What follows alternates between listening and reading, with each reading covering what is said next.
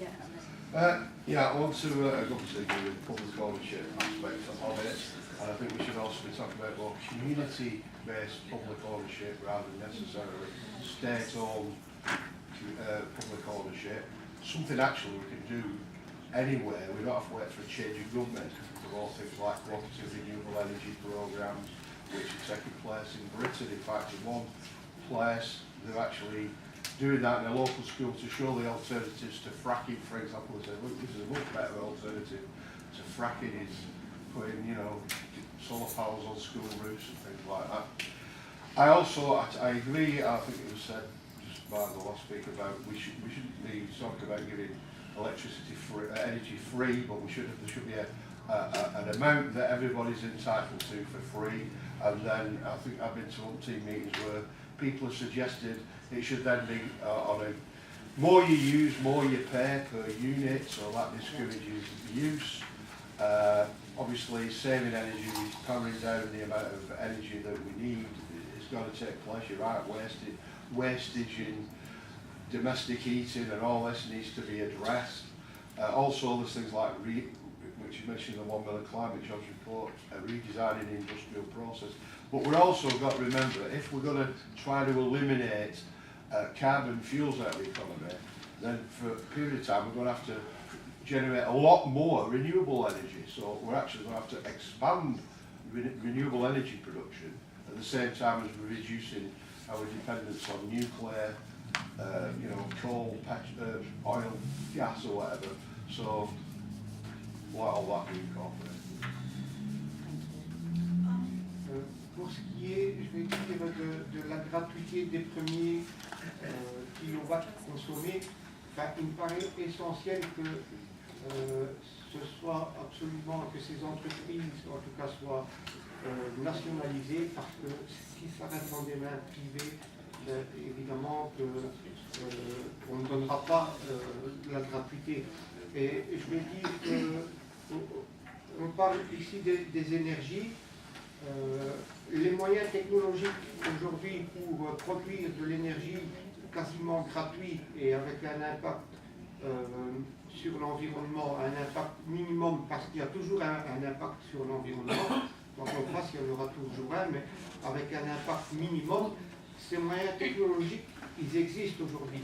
Mais ce ne sont pas des sociétés privées qui vont les mettre en œuvre parce que le citoyen va payer vraiment un minimum et voire presque la gratuité du coût de l'énergie. C'est quelque chose de possible avec les moyens technologiques qu'on a aujourd'hui.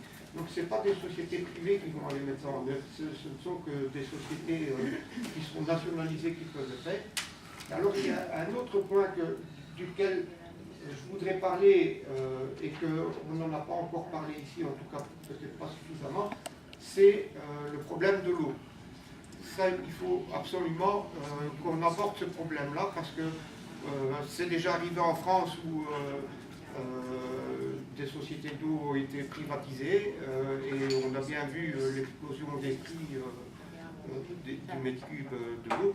Il faut que ça aussi reste quelque chose qui soit nationalisé. En Belgique aussi, pour le moment, on court le risque et on va vers la privatisation de l'eau. Donc ça, c'est quelque chose aussi qu'on devrait aborder.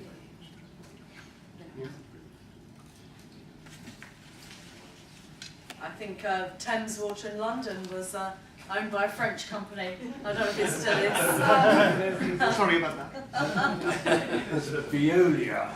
Okay, well, some help I'm requesting from you here. I think we had the agreement that we will adopt this green energy for all as a campaign.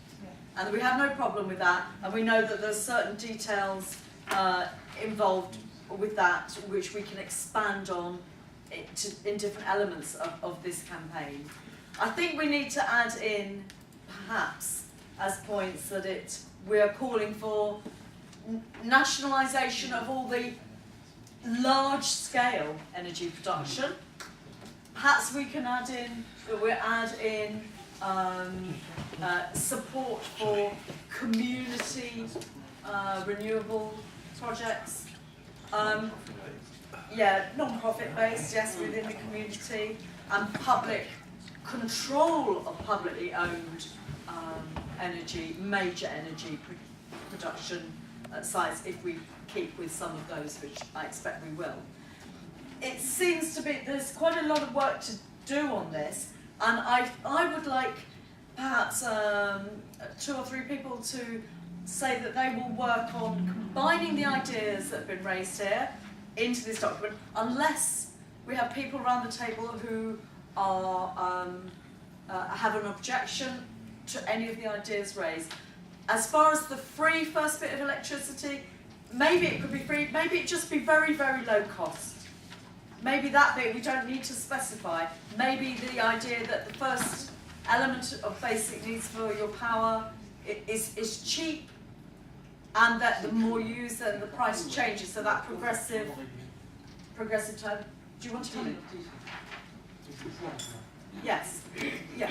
So all these, but we're talking about also adding bullet points to maybe make it easier. So do we want a team to redraw this? We're already agreed on the campaign. Is this something?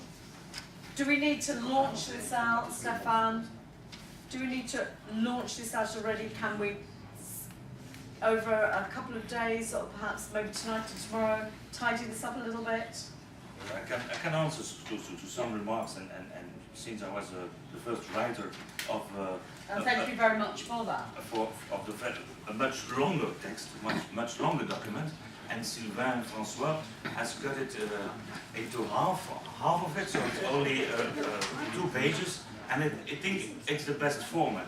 So to me, this is the maximum amount of text, letters, words we can submit to an audience nowadays. It's already very long. You don't read much more than 2 pages on the screen, on a flat screen, and on a leaflet even less. So this is declaration. This is what presents the campaign. So I think what would be nice and useful for the campaign as well as for the readers and campaigners is to end indeed with some bullet points that recall the main aims. Some of the remarks I don't necessarily agree with all of them, but generally speaking, yes, I think it is still important to speak about, to have a starting point, and the starting point is the fact that we have a social crisis of millions of people in Europe that are in a situation of extreme poverty, without access of energy anymore, and this is a social emergency. So starting to talk about reduce and redistribute from the viewpoint of these people, it's like it's a faraway discourse. You first talk about the problem they face on everyday level. And so this social emergency, it is a population that we can't leave them for the far right, for the nationalist parties. We have to address these people, we have to mobilize, organize these people, and we can only do it if we combine struggles against cuts, struggles for access, like they're doing in Greece, in Spain, in other countries, with struggles for alternatives and change in policies. So there is a social emergency and there is an environmental emergency. Of course, we can discuss what the International Panel on Climate Change has issued of analysis, but still,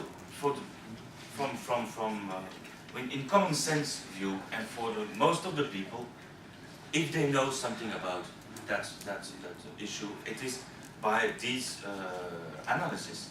They are questionable, they are incomplete, they are not addressing it in a correct way, but still, it is the only institution of international character that is producing reports, that is admitting now, and that is admitted now, that there is the potential of a runaway scenario, of things getting worse. So there is a reference that can be made upon that report, even if we can also publish articles that are questioning them. But again, I think the language we speak, what we are saying, it has to be accessible, understandable, and go to the essential of the information. So to say, for example, to reduce energy and not only to reduce waste, but to reduce. I agree with that. So these remarks of Mike and Vincent, I agree. But I think if you say that, if that is the first thing you say, you leave aside sectors of the population that are facing other problems. They are already in a situation of décroissance and reduction. More than that. So, regarding the issue of public, only nationalized and public structures or not, in my opinion, if we want that the campaign is supported by forces in different countries, different parts of Europe, and not only the most advanced, but the most advanced conscious of what has to be done, we need to not to be ambiguous, but to admit that there are other possibilities than states based on the workers' control. That is also something like cooperatives, although we may criticize them as limited, and that even since we don't have the balance of forces to obtain nationalization, which is, I think, the case in most of the countries, although maybe in Syriza will get into power and things can happen also in the south of Europe, but still we are not in the front of accessing power. We have to put to defend aims, for example, of the regulation has to be strict, has to be democratically discussed, has to be giving guarantees for citizens and users, has to avoid privileges for companies. So there is also, maybe very reformist, but an issue of another regulation, of a real regulation. Of course, it can be an obstacle if you say that it's not making sense anymore to advocate nationalization. So for me, it's the argument of the social democracy saying what we are doing with a good regulation, for example in Belgium, we are fighting against monopolies by good regulation. What can we say about that? Now, you have to tax the extra profits, yeah, but we are trying to do that also. So we have to struggle also have a struggle on the battlefield of what is regulation, and to link it to property, to link it to the issue of who is owning the production of energy. So for me, it is not. I'm not convinced that by saying only maîtrise publique, propriété publique, that we will gain support and have a take-off for that campaign. I mean, in the anti-fracking environment, at least in Romania, but I've seen also outside Romania, there's a tendency to discuss about this free energy, and self-produced. So that would be another way to talk about energy production. So, for example, speaking about non-profit based, that is a way of keeping open the scope for different kinds of ownership. Yeah. Okay. So let's But not. on the second round. Yeah, we will come round. I'll just say that we're agreed that we will campaign on green energy for all, and while we are still thinking about what we have on a two-sided A4 page, perhaps some of this discussion will actually carry on while we're campaigning in our communities, and that discussion will be with our people as well. Absolutely. I wanted to just say a few words about. All right, sorry, I didn't choose first. Sorry. I mean, everything's been covered. I wanted to say a few words about tidying up the translation a bit, but we could maybe discuss this After we've got an agreement yes, on the declaration. Let's then project the swindling of customers, not the racketeering of customers. Right, can we leave that, Jane, to That's well, we can sort of maybe discuss this when we discuss the whole document. Absolutely. There's just a few items on the translation that need to be tidied up. If you would make a note of that, Yeah, and then sure. we'll come back to that. Oui, donc pour répondre à Stéphane, je crois qu'en fait, c'est parce qu'on mélange deux choses. C'est-à-dire la production et la distribution. Il est indispensable que la distribution soit publique pour faut garantir l'égalité d'accès de tous les citoyens dans les mêmes conditions à l'énergie. Et d'ailleurs, avec un petit problème de rédaction pas facile, c'est que l'énergie, ce ne sont pas que des kilowattheures d'électricité, parce que ça peut être du fioul, ça peut être autre chose à l'heure actuelle. Ça peut trouver une formule, c'est un problème de formule, c'est tout. Bon. Donc il y a la distribution qui doit être publique pour garantir l'égalité et le... You're not on the right channel. So just me. Yeah, yeah. Carry on. I was on Channel 2, groovy. Donc ça c'est pour la distribution. Et pour la production, là effectivement je suis d'accord, il y aura à la fois de la production entreprise nationale et à la fois la production locale, de coopératives, d'autosuffisance y compris. Hein. Donc voilà, je crois que c'est plutôt sur ça la réponse. Par contre, juste une petite remarque comme ça, une remarque globale. Peut-être que c'est mon passé venant des Verts, mais je dirais qu'à l'heure actuelle, ce qui motive finalement un peu la bataille sur l'énergie, c'est d'abord en premier, je sais que je vais choquer, l'urgence environnementale. C'est-à-dire que même s'il n'y avait pas de problèmes sociaux, il faudrait quand même mener la bataille compte tenu des conséquences du réchauffement climatique liées aux émissions de gaz à effet de serre. Mais bon, ça c'est une remarque pour dire que ce n'est pas uniquement l'urgence. Il faut lier pour pouvoir entraîner le maximum de gens. C'est vrai qu'en entrant par la question de la facture énergétique, on intéresse plus largement que si on se bat que sur l'urgence environnementale. Mais bon, quand même la remarque qu'il ne faut pas non plus totalement oublier passer en second séquence.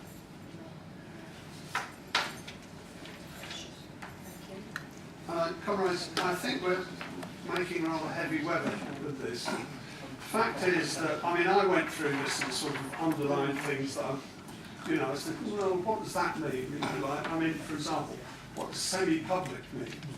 Well, it's just, the essential thing is that all the key elements of what we need are in this document. Now, we could probably all write them up in a whole number of different ways, each which would be emphasising one element or another, as probably from our own area of experience. But the fact is that this is, one of the great weaknesses of the left is that while the world is going on out there, we're desperately trying to make sure that every single dot and comma is absolutely precisely right. Comrades, I'm as happy with this statement as I would be with any one of the half a dozen other statements that comrades would produce, which would have the same elements in them.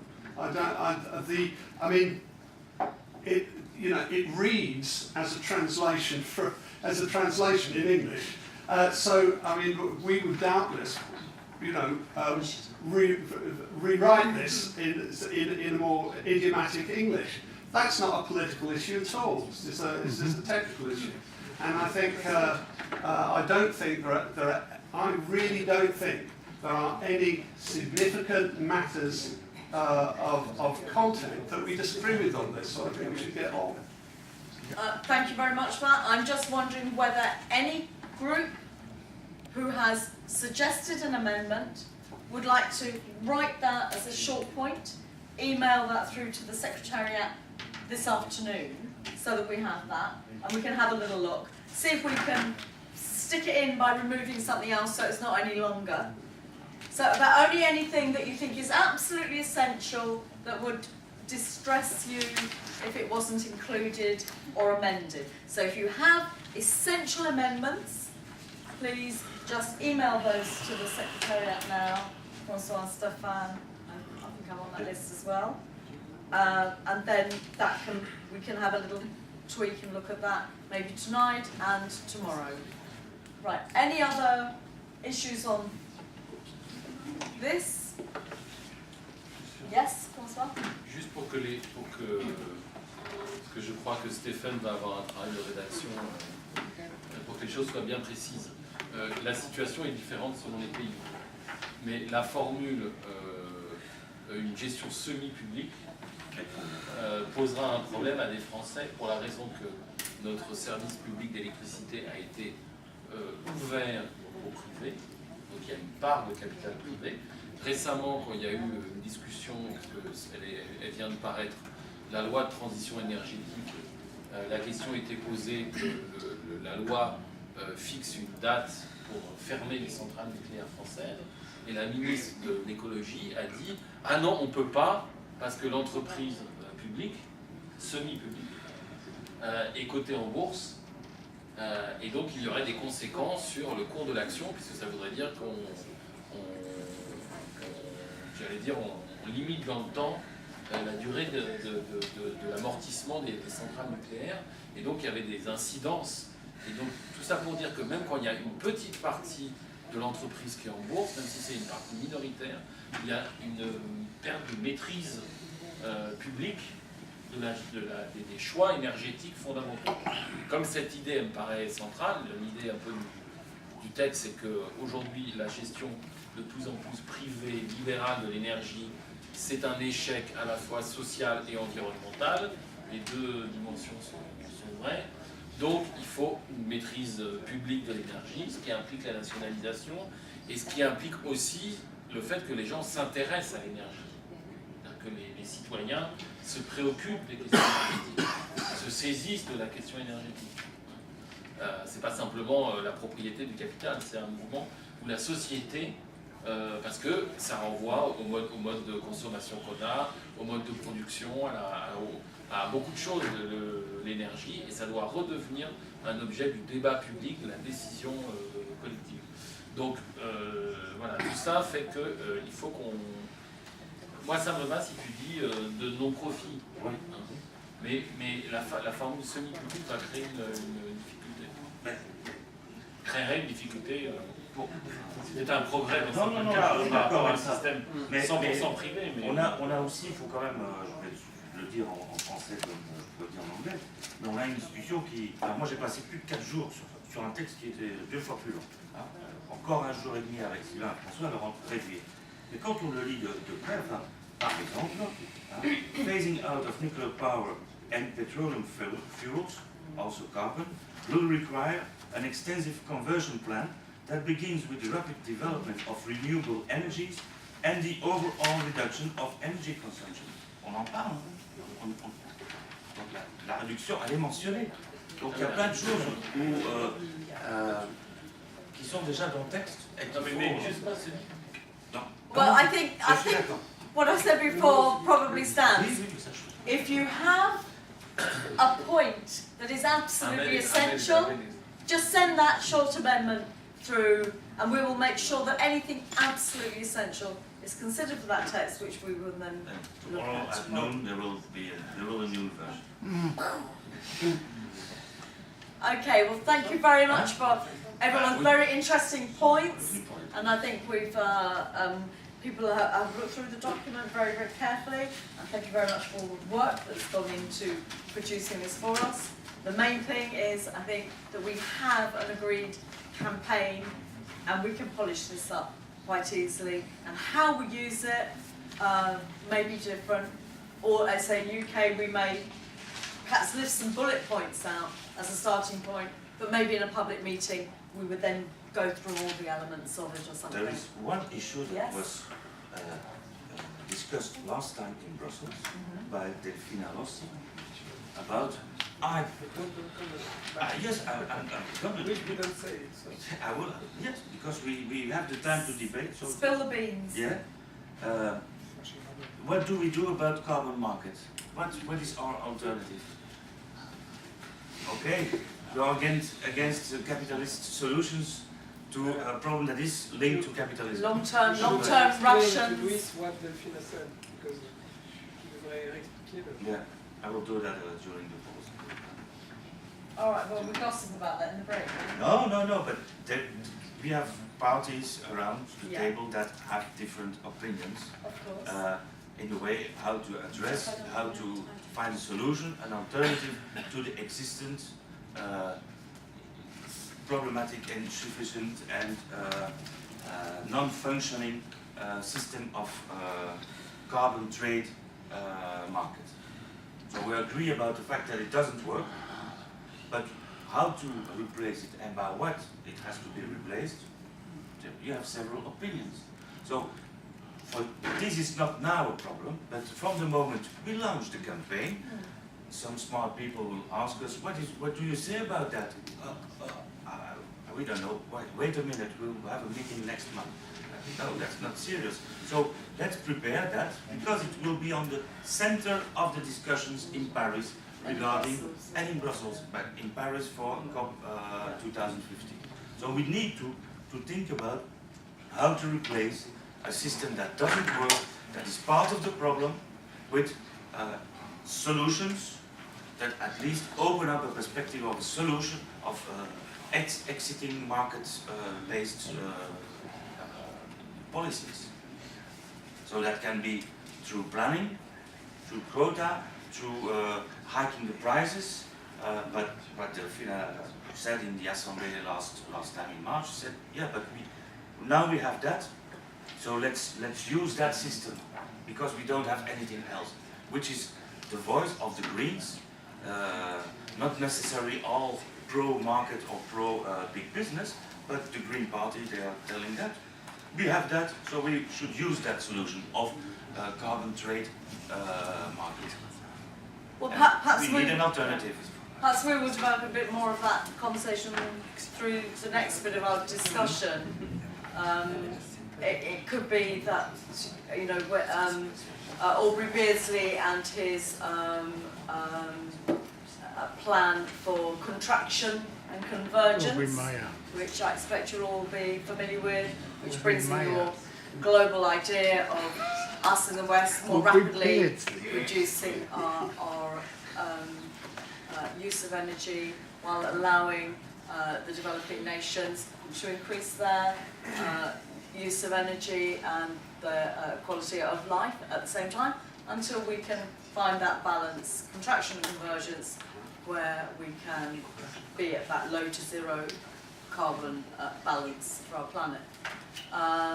That really is worked out on a system of rationing carbon units per person, really, which is the way of looking at it. So anything that you use and any travel you do and your energy heating and that is worked out on a human basis, every person equal. I mean, this is much more perhaps creative and constructive ideas for how we look at carbon. That's just something to throw into the mix. Anyway, we have the next part of our debate will be looking forward to climate talks, climate summits, whether or not we're feeling jaded, depressed about these, whether we think we can bring any pressure to bear on forcing our countries internationally to adopt binding carbon emission reduction targets and to look at their responsibility of sharing their commitment with poorer nations. What is the role that we, as the European Eco-Socialist Action Network, what role will we play in that? I've got the Peruvian Environment Minister, Manuel Pulgar Vidal. He's going to be chairing the meeting in December in Lima. He's saying that he's hoping by the end of that meeting the nations will commit to committing at the next meeting in Paris, because he said the train is moving and we cannot wait until Paris